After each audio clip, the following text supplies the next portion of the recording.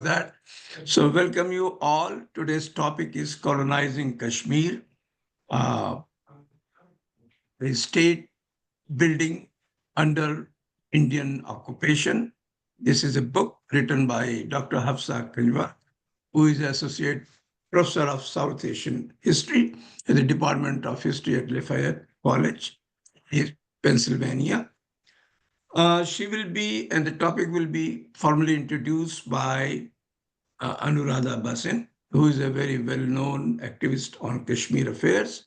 She is the managing editor of the Kashmir Times, and is now presently she is here at Stanford as a senior journalism fellow. Uh, the concluding remarks will be given by Amber Abbas, who is associate professor of history and director of program in Asian Studies at St. Joseph's University. All three are historians of South Asian culture and history, and especially on the Muslims. And Anuradha Basin certainly on Kashmir, as well as Hafsa. So welcome you all. And let's start with Anuradha Basin for the formal introductory remarks. Anuradha ji. Thank you, Professor Raziuddin. Let me just clarify, I'm not a historian. I'm a daily documenter. I'm a journalist. And you know, it's an important work in which historians sometimes rely. It gives me immense pleasure to introduce Hafsa Kanjwal, whose work I greatly admire. Hafsa Kanjwal is an associate professor of South Asian history in the Department of History at Lafayette College in Eaton, Pennsylvania, where she teaches courses on the history of the modern world, South Asian history, and Islam in the modern world. As a historian of modern Kashmir, she is the author of Colonizing Kashmir, State Building Under Indian Occupation, published by Stanford University Press, which examines how the Indian and the Kashmir governments utilized state building to entrench India's colonial occupation of Kashmir in the aftermath of partition. Hafsa has written and spoken on her research for a variety of news outlets, including the Washington Post, Al Jazeera, English, BBC, etc. Colonizing Kashmir is a significant contribution to scholarship on Kashmir. This book is important for anyone who wants to better understand Kashmir's history and politics. It challenges what many people think they know about Kashmir. The book focuses on the years 1953 to 1964, after Jammu and Kashmir's first Prime Minister, Sheikh Mohammad Abdullah, was unceremoniously deposed and jailed, and Bakshi Ghulam Muhammad became his successor. Bakshi, who had been a close confidant of Sheikh, played an instrumental role in Sheikh's deposition and arrest. What sets Hafsa's groundbreaking and meticulously researched book apart is not only the theoretical framework she provides, which I'm sure she'll talk about, but it is also the first time that in-depth and focused study has been conducted on the Bakshi years, and it gives amazing insights into the governance mechanisms that were designed for controlling Kashmir and integrating it into India. She looked at many different sources to tell this story, including government papers, personal writings, and interviews with people who lived through this time. She does not only document the events of the decade, she also sketches a very nuanced picture of Bakshi, who used a carrot and stick policy to repress, co-opt, or disarm his opponents. I'll mention one case that she mentions, one of the many that she has, the case of Ghulam Nabi Khayal. He's a noted Kashmiri poet, writer, and translator. He was arrested for taking part in protests in favor of Sheikh Abdullah. After spending 2 years in jail, Bakshi approached him and encouraged him to leave politics since it had a bad effect financially on the Khayal's family. And in turn, Bakshi offered him a post in the government bureaucracy, gave him 500 rupees. So this gives an indication of the carrot and stick policy that was followed by Bakshi, apart from the other things that he did. I don't want to give away much about the book because Hafsa will talk about this in detail. I would just like to add that Hafsa's book is especially important now because of the recent changes in Kashmir. In 2019, India stripped Jammu and Kashmir of its autonomy, cleaved it into two units, Jammu and Kashmir and Ladakh. Jammu and Kashmir as one unit and Ladakh as the other, and demoted both to union territory status, bringing Kashmir under direct Indian rule. Recently, elections were held in Jammu and Kashmir, and though a new government has taken over, its powers are severely clipped and not more than those of a municipal council. The 2019 actions enabled the Indian government to tighten its grip over Jammu and Kashmir through military jackboots, heightened media repression, intimidation, and silencing of all civil society voices, and consequently exercising full control over its economy and natural resources. The past is important to understand the present. Hafsa Kanjwal's research shows how. We can now have the pleasure of listening to her more about this. Thank you. Hello, hello everyone, and salam as well. Thank you so much, Anuradha, for that wonderful introduction. Very, very kind of you, and I'm really happy that both you and also Dr. Amber could join. And also, thank you so much to Dr. Razi for inviting me to participate during this session. So just give me 1 minute as I share my PowerPoint.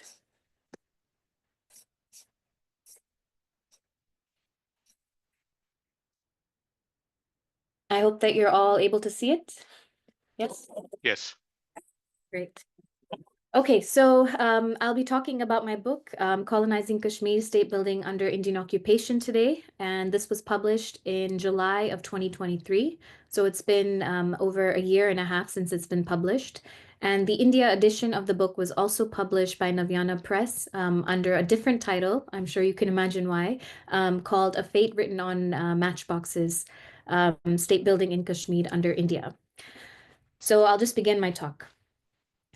If you read or hear Indian state officials, journalists, and commentators talk about the region of Kashmir, you'll often hear the phrase that Kashmir is an integral part of India.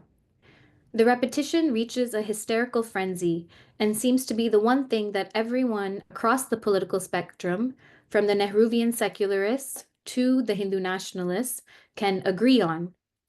Challenging this mantra, my book examines how Kashmir was made integral to India. Building on recent interventions in the field of critical Kashmir studies, Colonizing Kashmir historicizes India's relationship with Kashmir as a colonial occupation and argues that one of the key mechanisms of effective control by which India's colonial occupation of Kashmir in the post-partition period took place was through the installation of client regimes, as well as the particular forms of state building and governance that took place under these regimes. You might be wondering, how can India, a post-colonial state with the most valorized anti-colonial movement against the British, also be a colonial power? Part of what this book aims to do is rethink how we understand colonialism and also how we understand India's state formation. There remains an attachment in scholarship, especially on South Asia, to see colonialism as only emerging from the global north or Europe to the global south, and also situating our present moment as a decolonial one. This approach fails to account for power dynamics that exist within the global south, such as that between India and Kashmir, as well as the ways in which post-colonial nation-states like India are also colonial. One reason why this remains obscure is that we imagine that because these regions are close to each other, meaning they share borders or they're contiguous to one another, that they must have some kind of cohesion that would bring them together. And so the kinds of dynamics that you see in terms of India and Kashmir are seen as integral to nation building, even if the sovereignty of the Indian state is challenged. So, in other words, the fact that Kashmir is geographically contiguous to India creates the possibility for a less visible kind of colonialism than is often seen as overseas, such as that between Britain and its colonies in the subcontinent. But another reason also involves something called methodological nationalism. And decades of work on Kashmir, including some of the books that you see here, primarily by Indian scholars, including in the US Academy, have naturalized the Indian nation state form and denied its coloniality. And as a result, they have refrained from critically examining how this relationship between India and Kashmir was constructed in the first place. This has resulted in what I call epistemic violence on Kashmir, given the reflection, even by scholars, of a colonial commitment to the integrity or the territoriality of the modern nation state form, which is then again also similar to what the Indian state says about Kashmir, that it's an integral part of India. So you can see this in a whole host of scholarship that explains what led to the armed rebellion in the late 1980s and early 1990s in Kashmir. And every so often, you also have the same tiresome articles explaining why Kashmiris are becoming alienated or estranged from India. And in this body of work, the Kashmir issue is reduced to a crisis of federalism, a crisis of democracy, or separatism, of course, another word that we hear often, and of course terrorism as well. So my book examines how colonialism, settler colonialism, and occupation are all important analytics to understand India's relationship with Kashmir. That is to say that India uses characteristics of each of these to cement its rule in Kashmir over time, and so it's difficult to say that it is just one or the other. This is important because it encourages us not to see these categories in opposition to one another, as some scholars do, but rather working in different moments to achieve particular ends for the state or respond to local forms of resistance. In doing this work, I was not interested in asking why a people who never felt that they belonged suddenly became estranged or alienated. Rather, I was interested in a set of inverse questions. How did India acquire Kashmir without the popular consent of its people? How did India and its client regimes normalize its occupation both within Kashmir and also for Indian and international audiences? What were the different modalities of rule that were in operation at this time? And finally, what insight can Kashmir provide us in ongoing theorizations of colonialism, settler colonialism, and occupation?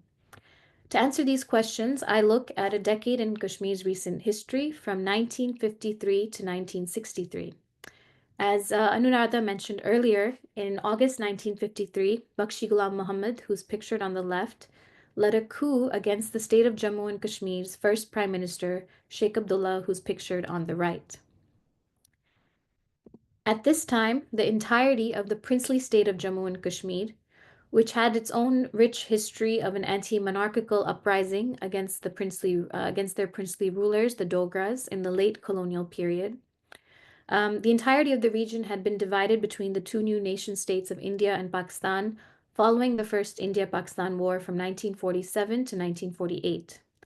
The United Nations had called for a plebiscite or a referendum to take place once hostilities ceased, only giving the options of India or Pakistan so that Kashmiris could determine their future. Part of the territory, which is in the green, known today as Azad Kashmir and also Gilgit-Baltistan, came under Pakistan's control, while a substantial part, which you see in orange, came under Indian control. The region that's referred to sometimes as Jammu and Kashmir, Indian-occupied Kashmir, or sometimes even just simply Kashmir. And so this is where I conducted my research, and primarily in the Kashmir Valley, which you see here. So right from 1947, India began to colonize the part of Kashmir under its rule. It placed its own client regimes in power and negotiated some level of autonomy which was enshrined in Article 370 of the Indian Constitution. The article itself was a colonial treaty meant to placate Kashmir's client regimes into thinking that being under Indian rule would provide them with some sort of significant autonomy. It allowed the state to have its own constitution, lawmaking body, and the leader of the state was even called a prime minister. Residency rights of land ownership and employment were also restricted to Kashmir state subjects. The Indian government was just supposed to be in charge of defense, communications, and foreign affairs. Yet the first Prime Minister, Sheikh Abdullah, who you see pictured here with Nehru, who had initially agreed to Kashmir's accession to India on account of this autonomy, began to backtrack. He was increasingly concerned with rising Hindu nationalism in India, as well as the Indian government's attempts to erode the agreed upon autonomy of the Kashmir state by moving into beyond their restricted mandate. So he was removed in a coup by India and replaced by his deputy, Bakshi.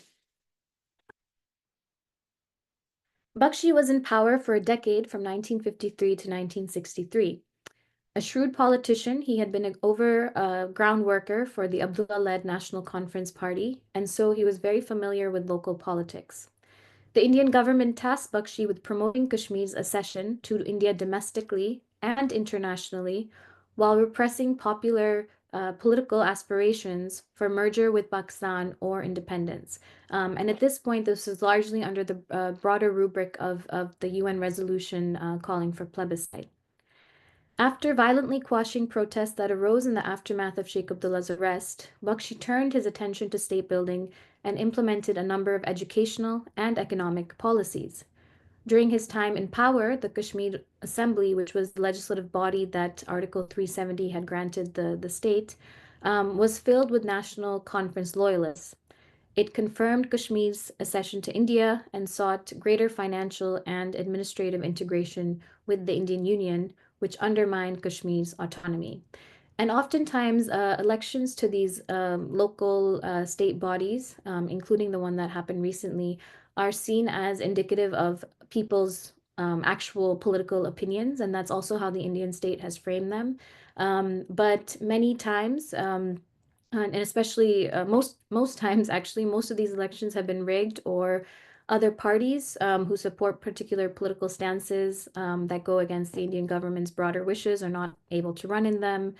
This is an election like this is what ultimately led, or one of the factors that led to the armed rebellion in the late 1980s. And so elections themselves are not indicative of any kind of real political aspiration that Kashmiris have. So Bakshi's period oversaw crucial shifts in India's political and economic relationship with Kashmir towards concrete material integration. But Bakshi knew that in order for his rule to be legitimized, Kashmiris had to be convinced that this relationship with India was in their best interests, and they also had to develop an emotional bond in favor of India. Bakshi was also compelled to respond to the economic and social and educational challenges that the vast majority of the population faced, especially given the kind of political and economic marginalization that they faced. The Muslim majority population in particular faced under the princely rulers, the Dogras.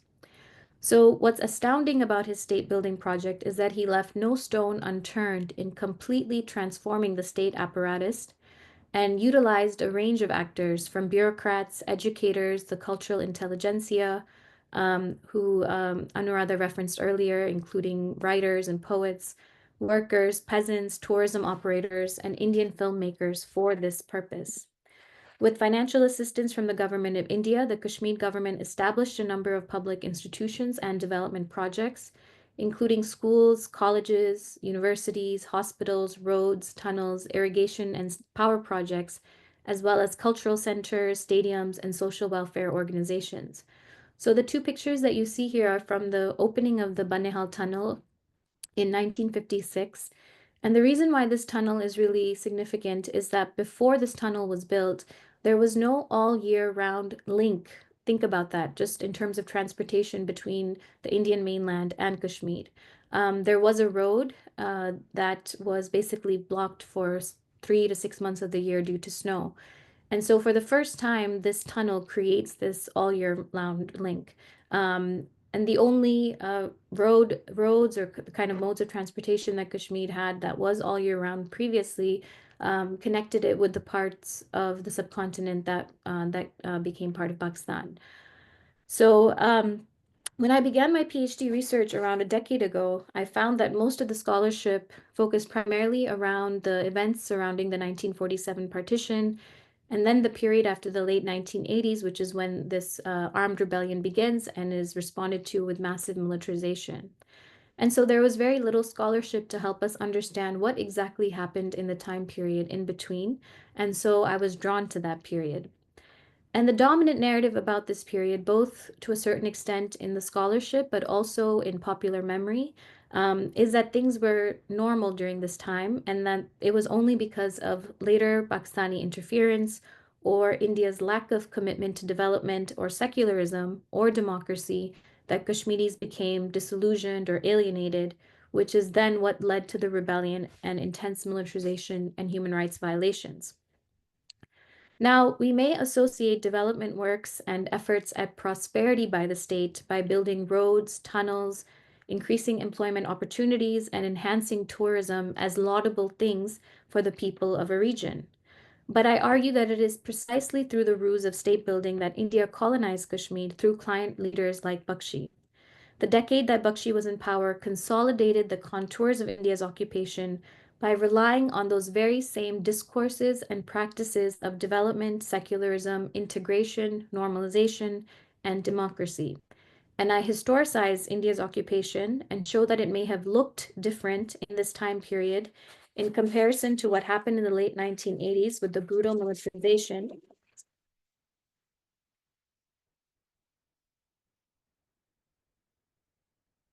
But it was still very much involved in suppressing Kashmiri demands for self-determination.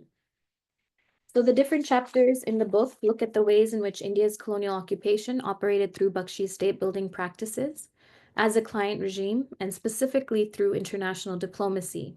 So this photo that these two photos that you see here is also from 1956. It was a very important visit by the Soviet premiers at the time, Khrushchev and Bulganin. And they came to Kashmir on the invitation of Nehru as well as Bakshi, and they were basically given a grand tour. As you can see here, Khrushchev or some of the Soviet leaders are with Karan Singh, who was the Sadr-e Riyasat, and also Bakshi in the car. And they're going through this cavalcade, and there's crowds of people on both sides. And in the bottom picture, Bakshi is feeding the Russian leader Gushtaba, or the Soviet leader Gushtaba, which is a Kashmiri meat delicacy. And the reason that this visit was so important is that the Kashmir issue at large was still being discussed at the United Nations. And so the Soviet Union, of course, had veto power. And this visit and the kind of spectacle of development and progress that Bakshi portrayed to the Soviet leaders also led them to side with India's position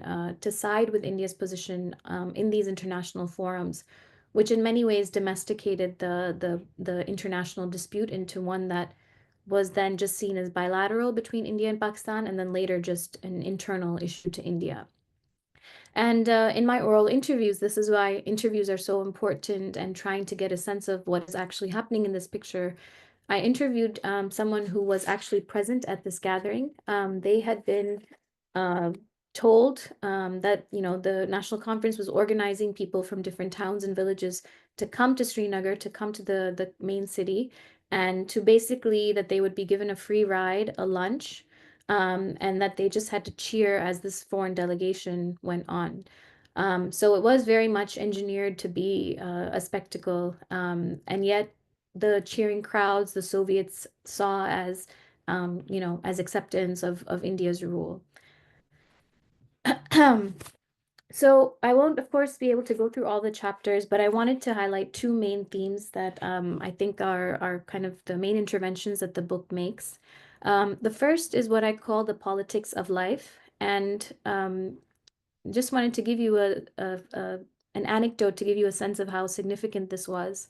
So during my field work, I would speak to a lot of people, and many people would say that certain families or certain bureaucrats who had high-ranking positions were actually not even very educated, and that they had only been granted their posts because Bakshi gave it to them, right? So that he would oftentimes see people, young men in particular, who had just passed matric, and give them a clerical job, and then from there on they would advance much more.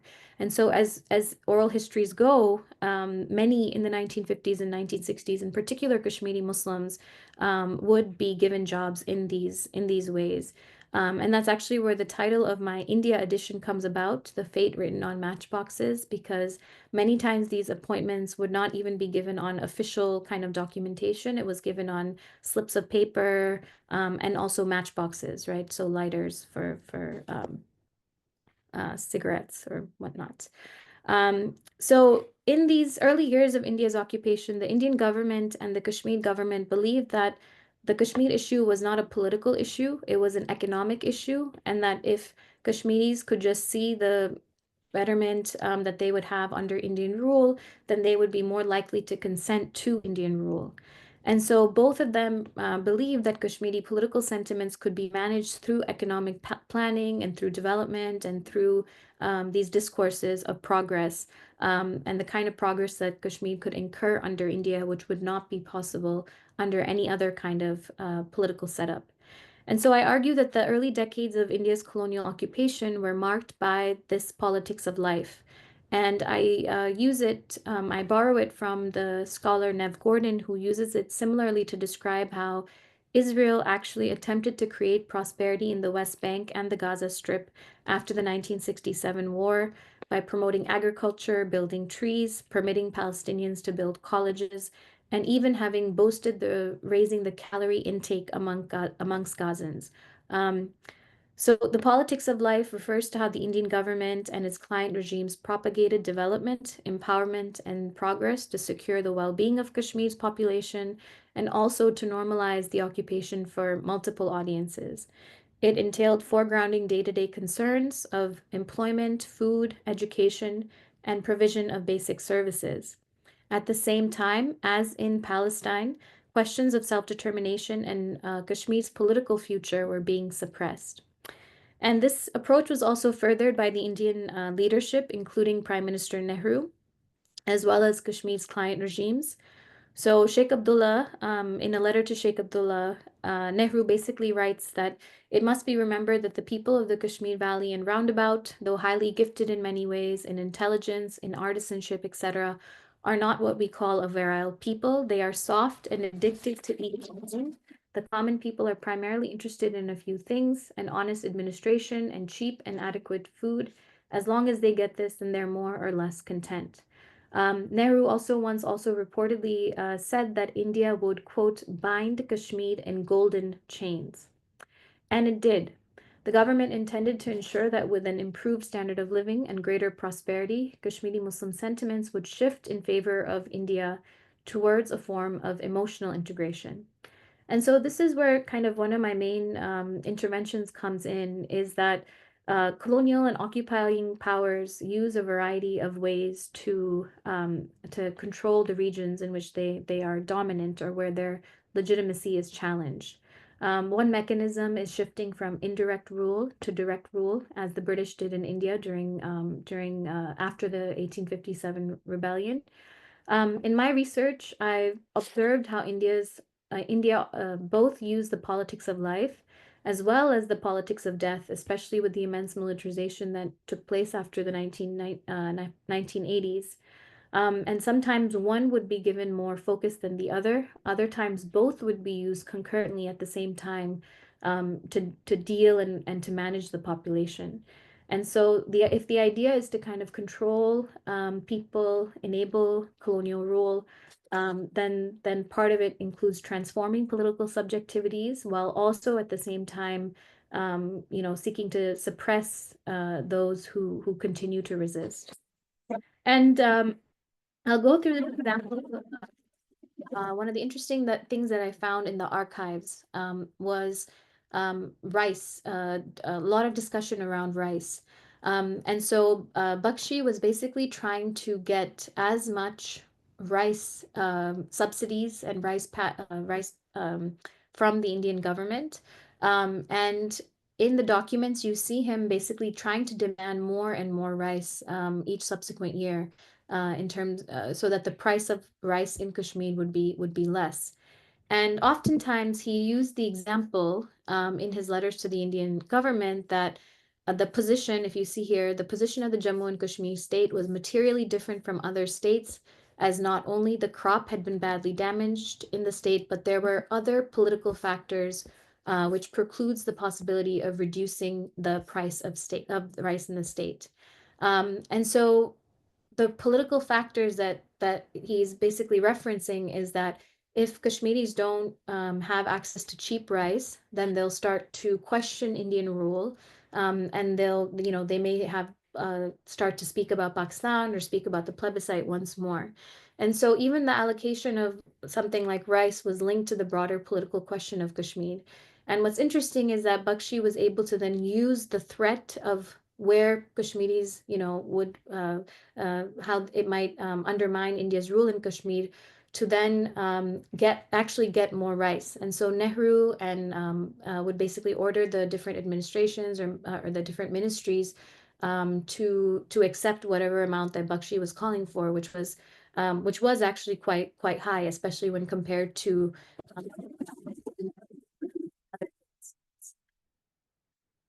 and so part of why I think that story about how he's able to kind of enforce his own development policies is important, because colonial occupation, as I also argue in the book, is not really a one-way process. It also involves the investments and the interests of those who are in the middle, a person like Bakshi, who may have his own kind of political desires or goals. It also enables them to further entrench that rule. Because what happens is that Kashmir's local economy increasingly became more dependent on the Indian state through these additional subsidies and grants and so on and so forth. And then India was able to then use the fact that Kashmiris became dependent on the Indian economy to say that Kashmiris were not then able to have any kind of political sovereignty, and that they relied on India too much, right? And so this is where some of the other narratives that you hear about in the Indian media about Kashmiris being a begging bowl or ungrateful, it comes from this kind of longer history as well. Okay, so the kind of second main example that I want to give involves tourism and film. And this is especially very important given that even today Kashmir is depicted as a massive site of tourism, but also that films continue to be made today in Kashmir, and what exactly is the goal of that. And the question around this examples of film and tourism have to deal with secularism and what exactly India's secular credentials entail when they're grounded in the context of a colonial occupation. So Indian leaders like Nehru would basically say that India's secular ideals are exemplified through the fact that its only Muslim majority state, Jammu and Kashmir, had decided to join India. So you might think that when it came to representations of Kashmir in the broader discursive domain, Kashmir's Muslim histories or geographies might at least be made reference to, especially if they were supposed to have upheld Indian secularism. But this was not the case. To say that Kashmir was a Muslim majority region that had chosen to join India was good PR, largely for international audiences. Domestically, in secular nationalist imaginaries of Kashmir, Kashmir was presented as a Hindu space and the heart of Indic civilization from the ancient to present times. How then do we make sense of Indian secularism at this time? My book argues that Indian secularism and Hindu majoritarianism are inextricable to one another. I show how Hindu geographies, imaginaries, and histories, especially through the sole reliance on the 12th century Sanskrit text, the Rajatarangini by Kalhana, were central to secular discourses. Producing a good Kashmiri secular subject was deployed as a mechanism to criminalize Muslim political aspirations and other visions of nationhood. Ultimately, Kashmiri Muslims were politically useful for India's secular politics of inclusion, but this politics is also aligned with assimilating settler colonial narratives about Kashmir's history and recent past. So the secular was used to basically tame and also erase Muslim histories of Kashmir. So one of the ways in which this comes about is through film and tourism, as I mentioned earlier. Um, Film and tourism has sought to reproduce India's colonial gaze on Kashmir, its desire of Kashmir, the claims about the territory, and also define it on Indian terms. So dozens of leading Indian films from this time were made in Kashmir, and Kashmir was often referred to as the top tourist destination in India. It was a place to be seen and experienced, even if just through the cinematic lens, and in turn to claim. And so I show these two posters from Hawaii and Kashmir. They're actually from around the same time, the 1950s. And you can see the way in which Hawaii, which is also is a colony of the United States and has been, it both tourism to these regions are kind of functioning in the same way. Both of these posters talk about the year-round activities that you can do in these two places of natural beauty. They're described as paradises. It's also in not specifically in this image, but in other images, gender and kind of the allure of Kashmiri women is also to attract visitors to Kashmir. And so these just kind of show some of these comparisons and how different powers use very similar tactics in order to make these territorial claims over regions that they occupy. And this is also interesting because it's more recently from after 2019 when there's been a significant boost in tourism once again to Kashmir. And so here, if you saw this guidebook, it said Kashmir calling. Again, Kashmir is calling. It's been calling for over 70 years now. So argue that in these films, but also guidebooks, representations of Kashmir's history and identity were selective, partial, and distorting, ignoring complex historical processes. In their travels, Indian tourists saw and experienced Kashmir in ways that legitimized India's claims over Kashmir and also promoted the naturalization of Indian empire on this land. In tourist guidebooks, Kashmir's Muslim histories were either completely erased or relegated, as is what happens across the subcontinent, to stories of invaders. For example, Muslim rulers were referred to as conquerors, whereas earlier Hindu or Buddhist rulers, despite their varied origins, were seen as indigenous to Kashmir. Muslim sacred sites were given a brief, if at all any mention, while Hindu sacred sites were central to the tourist experience. Few of the Kashmir films even depicted any Muslim characters.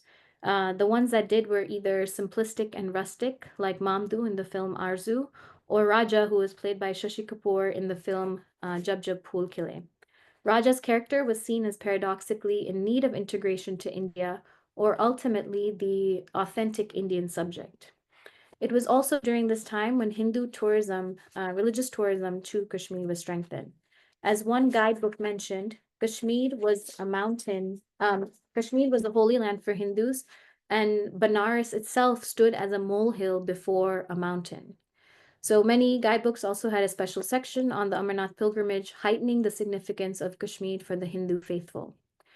So why is this significant? Scholars of settler colonialism have argued that not all states assimilate or eliminate their subject populations by killing them off or driving them off the land.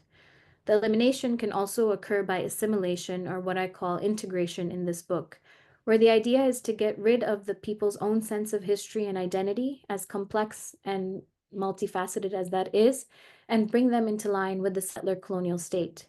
In this case, India's politics of secular inclusion, which was linked to the erasure or taming of Muslimness and making Kashmir exclusively a Hindu holy land, was ultimately tied to processes of settler colonialism.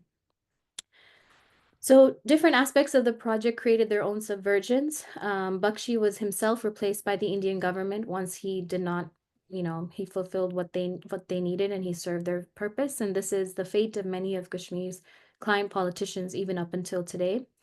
Even though his time in power completely entrenched and the legal, political, economic, and social infrastructure of occupation, it still did not succeed in emotionally integrating Kashmiris to India. And in fact, the decades after his rule led to even greater popular protests for self-determination. Even if the chains are golden, they will still ultimately need to be broken. Now, I wanted to end this overview by bringing it all to the present.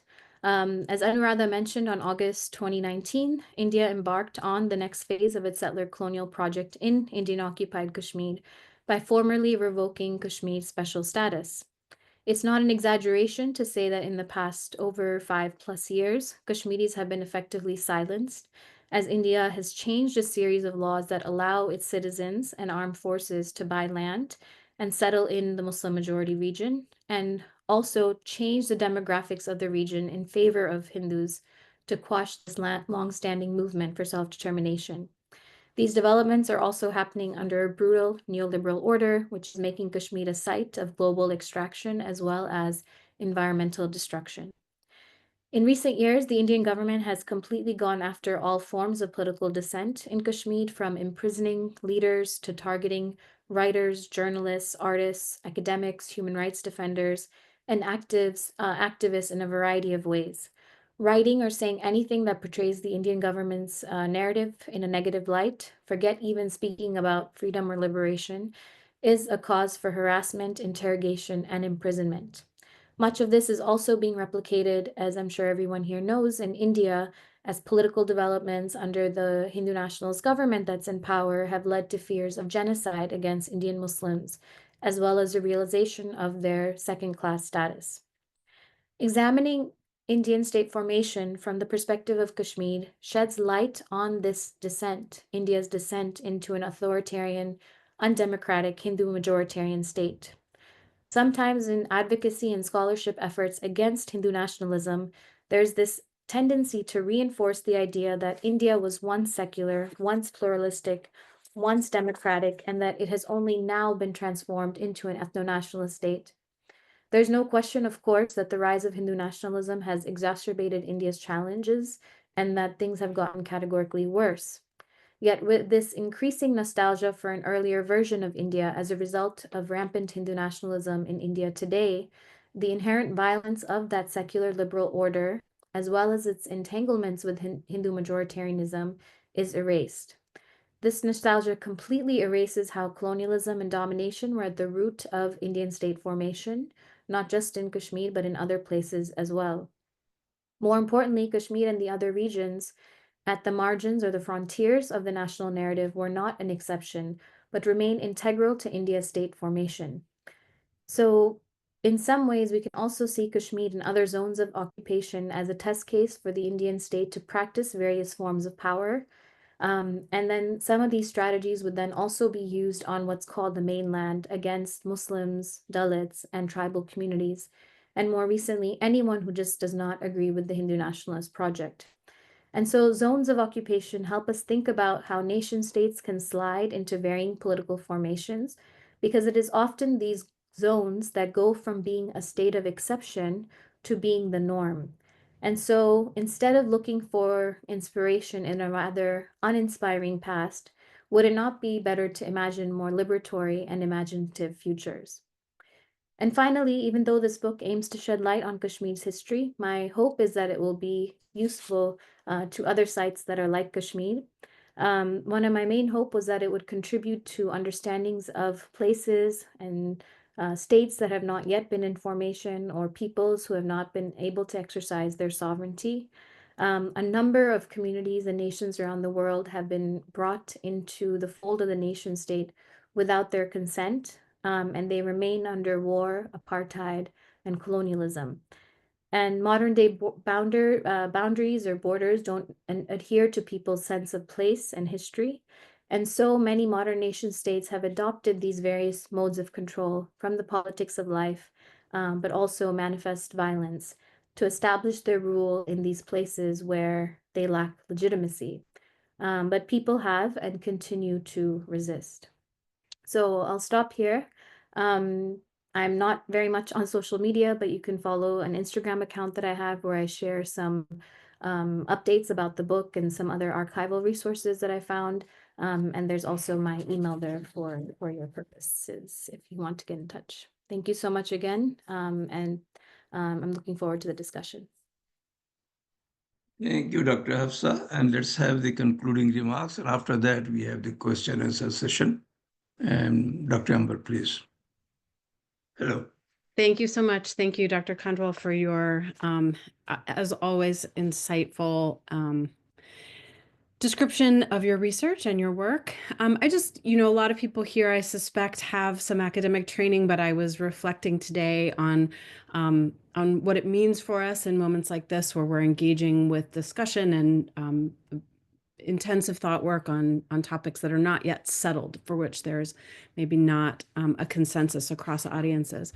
And I was thinking about how the training of an academic requires that we read everything written on the subject that was written before we added our own analysis to the shelf. That it's kind of a nearly inexhaustible endeavor that requires tremendous determination, and that's really at the center of what we do in academic pursuit. It can wear a person out. But for those dedicated to learning and to the pursuit of understanding, this brings great joy. And one of the greatest joys of a life lived in academia is the requirement of continuing on that path of learning and exploration and encountering new ideas, and largely through the rise of younger scholars and studying their work, and through it getting to know them, the scholars who created this newer work. So this has been my experience of getting to know Dr. Kanjwal when I first heard her speak, which honestly I think might have been a decade ago. I was really stunned by her eloquence, by her passion, and also, even at that time, by the depth of her knowledge and understanding. She didn't seem young to me at all. And in 2021, she came and spoke over Zoom at St. Joseph's University to give our annual Neelis Lecture in Asian Studies. And I was impressed by her ability to present evidence-based arguments and engage in meaningful discussion with our students who, like many audiences who encounter her work, may not see it the same way that she does. And she responds to them with the concrete evidence of the work that she has done to build these arguments. So I'm really thrilled to be able to be here and to celebrate the publication of Colonizing Kashmir. I know it's 18 months old, but it's still a toddler, so we can still be excited about its place in the world. And I'm just happy to offer a few remarks about what it means for our field as historians of South Asia. I think that the value of Dr. Kanjwal's courageous scholarship is in kind of three strands: in its rigor, in its methodologies, and in its applicability.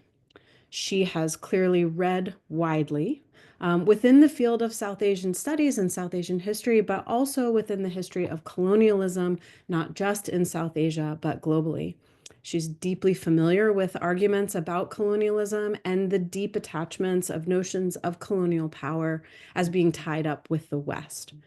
So this is a history that many of us know well, and it becomes almost sacred letter in societies affected by colonialism. For me, in the worlds that I move in, one of the things that becomes clear is the way that colonial projects have been interconnected across contexts. We see similar patterns enacted in places like India and Egypt and Southeast Asia, for instance. So that doesn't necessarily come as a surprise, but we should also not forget that many who emerged into leadership roles as power changed hands and colonial states exited the stage were those who were trained by that state in its institutions, who read its philosophies and laws and learned its strategies. Like a parent who repeats the patterns of their own upbringing, it should not be so surprising to see post-colonial states reenacting the performances that they spent their youth watching.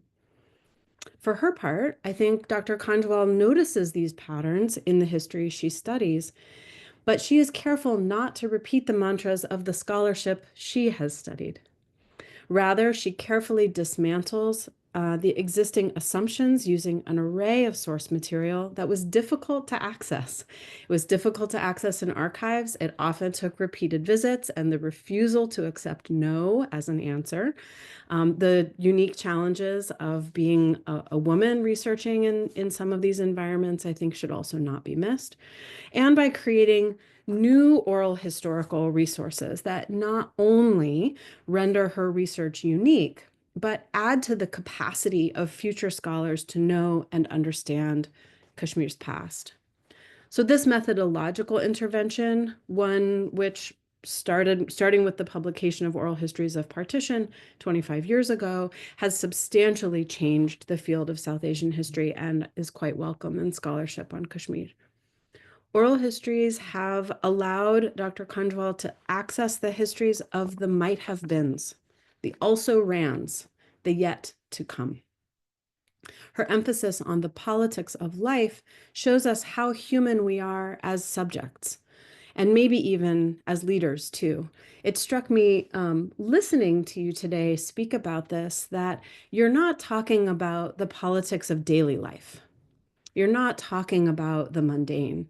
You're addressing the politics of human survival, what it takes to survive as a human subject under a variety of conditions. You argue for a historiography of states that do not exist by focusing on various stages of liminality. So these histories are perhaps best captured in memories of lived experience, what that politics of life then renders. Such histories force us out of accepted narratives of the nation state and into the realm of multiplicity. And this, I think, is one of the gifts of oral history, is the way that it allows us to access multiplicity in historical storytelling.